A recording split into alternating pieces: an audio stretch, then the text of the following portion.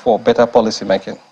Well, in your work as Chief Economic Advisor, because right now I don't imagine that you are giving your advice from up in the air or theorizing. You have been in Imo State where it is that you have some practical, hands-on experience in terms of the challenges that faces government from theory to execution. I would like you to share a few of them. What, apart from data, I think you've highlighted data and also the issue of capacity. I've heard that. In fact, as a matter of fact, I wrote that down before now in terms of, assessing the capacity of leaders transiting from, their campaigns to actually delivering on the ground and through the systems that they also have on the ground to help achieve some of the things that they have. So what would you say has been some of the greatest obstacles, when you look at what economic theories and actually implementing things on the ground? Before I go to the challenges, I mean, you talked about the data we have, right? So I wouldn't say we are starting from ground zero. So it will also be discrediting the National Bureau of Statistics and even the State Bureau of Statistics. There are some data out there. Say, for example, we know the cost of fuel today. We know what it takes, food basket, for example. But also we know that unemployment is high, especially youth unemployment. We can't, even if we don't have the data, we feel it. It's all around us. So there is a data that says that Imo State has a significant number of unemployed people in Nigeria. And that's because Imo State has become a victim of our own success, because a lot of graduates, Imo State graduates a lot of people, but Imo State cannot absorb all of them. So you see people moving to Lagos, Abuja, Port Harcourt looking for jobs.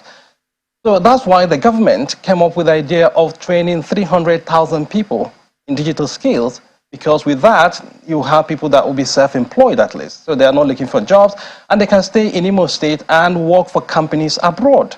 So, and also abroad here doesn't necessarily mean, it's not exclusive that you have to travel abroad, but you can also work for companies in Lagos. It's cheaper to be an IT person in Owerri than being in Lagos, because you can afford, you can provide affordable services. So that's it on one hand. But if you look at the multiplier effect of the 300,000 people, assuming you take a multiplier effect in the sense of one person has impact on two people, for example. So you're already looking at about 900,000 people. But the data we have says about over 1 million people are unemployed in Imo State. So that single project in itself can unleash a lot in a way that will address unemployment. But beyond that, we also recognize that not every person will be interested in digital technology. So the government has also come up with what is called One Kindred, One Business initiative. It is about putting groups together to work, and you can use your old cooperative, but it does not necessarily mean a cooperative. So imagine a village, and this is based on the Igbo social structure of Umunna, because they go home, Christmas is coming around. People who spend money investing or building town halls that can be used maybe once or twice a year. They donate to churches. I don't have anything against the churches. But why can't we come together and create economic productive entities? Since we can already show that sense of communal existence. And that's the One Kindred, One Business initiative. And Imo State is looking at creating about 5,000 of them in the next few years. Producing what precisely? Sorry? Producing what? What areas will you be encouraging those businesses to be looking at? So at the moment, the state is not dictating for them, but it's also for them to look at their core competencies. Say, for example, they can go into poultry farming. How much does it cost to start a 300-bird poultry? It may not be up to 10 million naira. And the Kindreds can raise that money to do that. Isn't this political? No, it's not political. Because this thing started back in January, right? And it's not political. We would have held a summit tomorrow, actually. But we moved it because we don't want it to be politicized. So let the elections come and go, and hopefully the governor will be re-elected, and it continues. So the point is, there's nothing political about it, and it's speaking to everyone. It's not party-based. And the good thing to mention here is that the government is not investing at the moment. So that you need to have a skin in the game. And why the government is taking that position is that you don't want a situation whereby you say there is money, and then it's politicized. And what's the yardstick for selecting the people who are qualified? The yardstick is that there are 4 criteria. One, it has to be a business, a group-owned business, right? 2, it has to be focused on employment creation. 3, it has to be profit-oriented. This is not charity. And 4, it has to be domiciled in Imo State. And the 5th one is that it has to be registered. It's a way of addressing informality.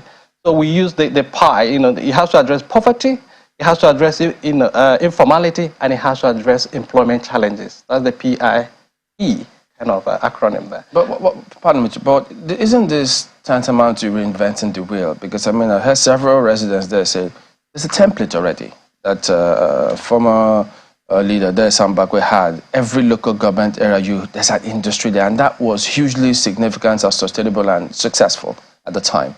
Why didn't you just replicate it? Well, this is not completely new.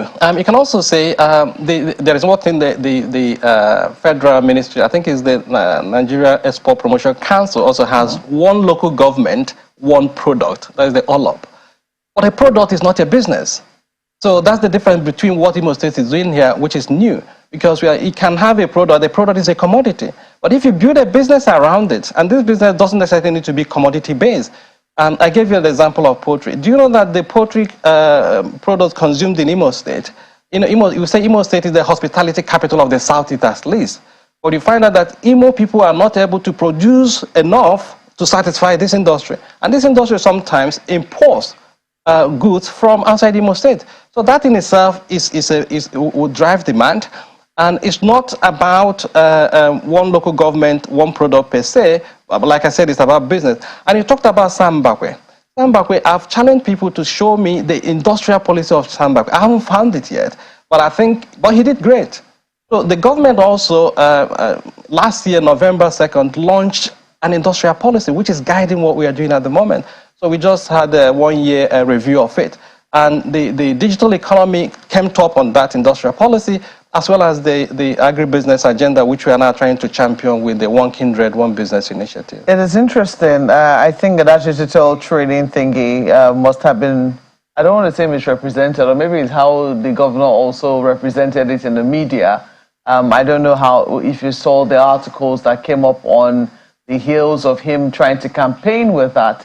And how youths were very ecstatic. I mean, it was as if he was promising them visas and saying that he was going to ship them abroad and, find jobs for them abroad. And the media, of course, picked up on that. And there was, very heavy criticism because he didn't explain it like this. This was not how he explained it. So would you say that the governor also understands what he's saying and he's transmitting same correctly to the people? Of course, the governor understands it, and the digital skill program was approved by ESCO. So it wasn't as if it was made up on the hoof. No. So, and I mean, there is also the sense that things can be read out of context. But you also think about how you take a bad story or a crisis and it becomes something positive. And I would say to a large extent, probably was a crisis, but that crisis has also helped a lot of people in Nigeria to know what you saw the controversy? Did you see it? I was not in the country at the time, but I followed most of those things online. It was controversial, but also the commissioner in charge, I guess, was on a rise, and to explain things together with the chief political advisor to the governor. And I thought they did a very good job by presenting things in a much more balanced perspective. So this is election time. Anything can happen. People can take things out of context to make some kind of a political capital out of it. But one thing I know for sure is that the digital skill is a well thought out program, and the commissioner, the people in charge are pushing it. As of today, they are launching the 3rd cohort, and I think they're looking at about 40,000 people. So if you go to Owerri today, 10 a.m., the governor will be there to launch it. But maybe the media is not picking up on that. Hopefully they do, so that this can be seen as something that is not just political in itself.